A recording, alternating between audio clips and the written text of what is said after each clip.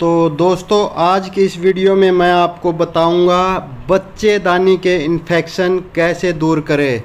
क्योंकि दोस्तों अगर आपकी गाय भैंसों की बच्चेदानी में इन्फेक्शन रहेंगे तो तब तक ना तो वो खुलकर हीट में आएंगी और ना ही वो ग्याबिन रुकेंगी। तो बच्चेदानी के इन्फेक्शन दूर करना बहुत ही ज़रूरी है। अगर आपने अपने पशु को ग्याबिन ठहराना है और उसे समय समय पर हीट में लाना है या उसे आगे बच्चे बार बार लेते रहना है और कम समय में बच्चे लेते रहना है, यानी कि हर साल एक बच्चा लेते रहना है, तो उसके लिए ज़रूरी है कि उसके जो बच्चेदानी है उसमें जो इन्फेक्शन है उनको दूर करे, ताकि आपकी जो गाय भैंसे हैं वो समय पर हीट में आए और समय पर ग्याबिन हो जाए और बार बार रिपीट न करे। क्योंकि दोस्तों जिन भी गाय भैंसों की बच्चेदानी में इन्फेक्शन रहते हैं वो बार बार रिपीट होती रहती है। आप बार बार उसको सीमन रखवाते हैं, महंगे से महंगा सीमन रखवाते हैं तो वो हीट में नहीं आती है, या तो फिर आप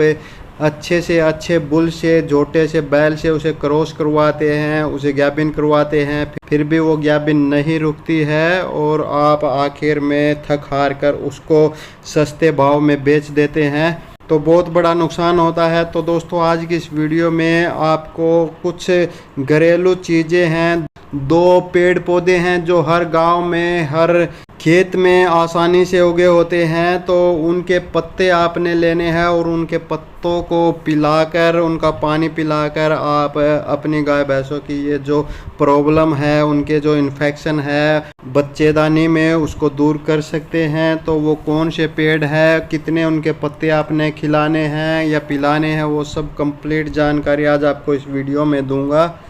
तो नमस्कार दोस्तों, मैं हूं शीशपाल मलिक और आप देख रहे हैं आप सबका पसंदीदा YouTube channel today farming zone. तो स्वागत है दोस्तों आप सभी का। और दोस्तों डेयरी फार्मिंग व पशुपालन की रोजाना की ताज़ा जानकारी भरी वीडियो देखते रहने के लिए जिन मेरे भाइयों ने अभी तक हमारे चैनल को सब्सक्राइब नहीं किया है वो अभी हमारे चैनल को सब्सक्राइब कर ले, बाजू में जो घंटी का बटन है उसको भी दबाकर ऑल पर सेट कर ले। नमस्कार, राम राम सारे भरावां नूं सत श्री अकाल। हाँ जी ਵੱਧ ਤੋਂ ਵੱਧ अपने भाई का चैनल को सबसक्राइब करिए ਤੇ ਇਹਨੂੰ ਵੱਧ ਤੋਂ ਵੱਧ ਆਪਾਂ हौसला ਵਧਾਈ करिए। सरस्वती डेयरी फार्म तो पवित्र ते लंबड़दार असी बात कर रहे हैं सारे भरावां। और दोस्तों अगर आप फेसबुक पर हमारी ये वीडियो देख रहे हैं तो हमारे फेसबुक को फॉलो कर लीजिए, साथ ही हमारे Facebook page today farming zone को भी फॉलो कर लीजिए। तो चलिए दोस्तों वीडियो शुरू करते हैं। तो दोस्तों जैसा कि मैंने वीडियो की शुरुआत में बताया कि आज की इस वीडियो में मैं आपको बताऊंगा आपकी चाहे गाय है चाहे भैंस है उसके अगर बच्चेदानी में इन्फेक्शन है जिसके कारण से वो ग्याबिन नहीं रुक पा रही है या तो फिर प्रॉपर तरीके से हीट में नहीं आ पा रही है, जिसके कारण आपको पता ही नहीं चलता कि कब आपका पशु हीट में आया और कब चला गया, तो उस कारण से आप उसे ग्याबिन नहीं करवा पाते हैं। तो बच्चेदानी के इन्फेक्शन कैसे आपने दूर करने हैं वो भी घरेलू चीज़ों से, वो इस वीडियो में बताऊंगा। तो दोस्तों उसके लिए आपने सबसे पहले लेने हैं 500 ग्राम यानी कि आधा किलो शीशम के पत्ते। शीशम क्या होती है, शीशम का पेड़ आप सामने स्क्रीन पर देख सकते हैं कैसा होता है। तो ये शीशम का पेड़ है और इसके पत्ते आप देख लीजिए कैसे होते हैं, पत्तों की अच्छे से पहचान कर लीजिए। तो ये शीशम का पेड़ हर गांव में हर मोहल्ले में आपको आसानी से मिल जाएगा। और ये देख लीजिए, ये आपने आधा किलो यानी कि 500 ग्राम शीशम के पत्ते लेने हैं और उनको आपने अच्छे तरह से जो ओखली वगैरह होती है उसमें कूट लेना है।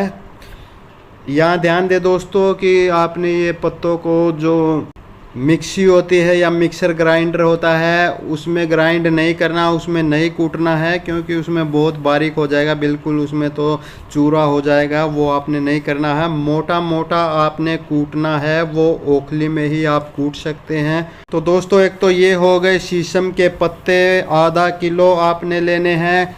दूसरा भी एक पेड़ होता है जो कि शहतूत का पेड़ होता है, जो आप सामने स्क्रीन पर देख सकते हैं।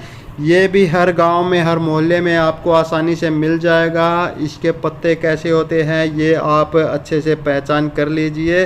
तो जो शहतूत के फल होते हैं, आपने देखे होंगे, लंबे लंबे बिच्छू के जैसे होते हैं, तो वो हम खाते भी हैं। और जो इसके पत्ते हैं वो भी आपने दोस्तों आधा किलो यानी कि 500 ग्राम ही शहतूत के पत्ते आपने लेने हैं। यानी कि 500 ग्राम आपने शीशम के पत्ते लिए, 500 ग्राम ही शहतूत के पत्ते आपने लेने हैं।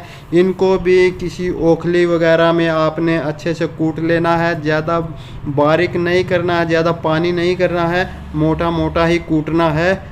तो दोस्तों अब आपने क्या करना है, आपने एक बड़ा पतीला लेना है और उसमें 4 लीटर के लगभग पानी लेना है। पानी आवश्यकता के अनुसार आप कम ज़्यादा भी कर सकते हैं।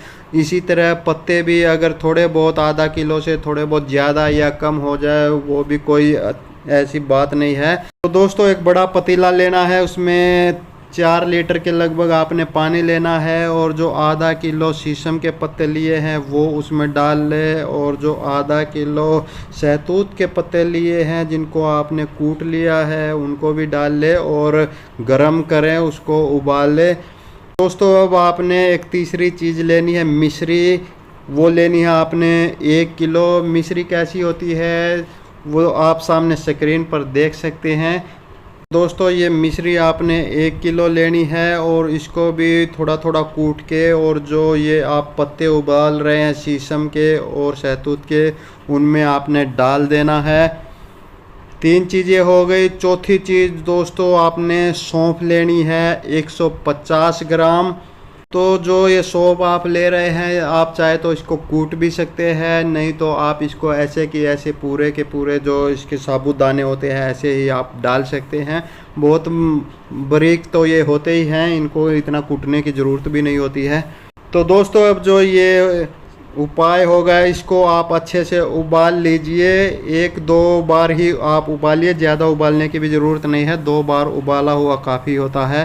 तो अब आपने इसको चूल्हे से उतार कर ठंडा कर लेना है और इस पानी को एक सूती कपड़े में से छान कर रख लेना है, ठंडा कर लेना है।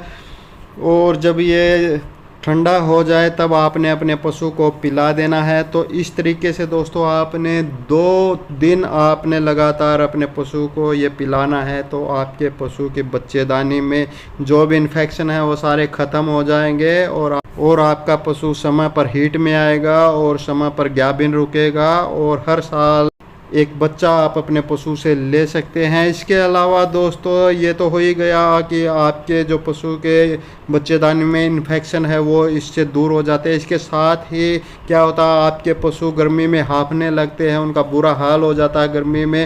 तो उन पशुओं के लिए भी ये बहुत ही कारगर उपाय है। अगर आपके पशु हाँफ रहे हैं तो उनको भी ऐसे ही पानी पिला दीजिए 2-4 दिन, तो आपके पशुओं की जो हाँफने की समस्या वो दूर हो जाएगी, उनके अंदर से जो गर्मी है वो ख़त्म हो जाएगी। सभी की सभी ये जो चारों चीज़ें बताई सभी की सभी ठंडे तासीर की है, आपके पशु को ठंडा रखेंगे।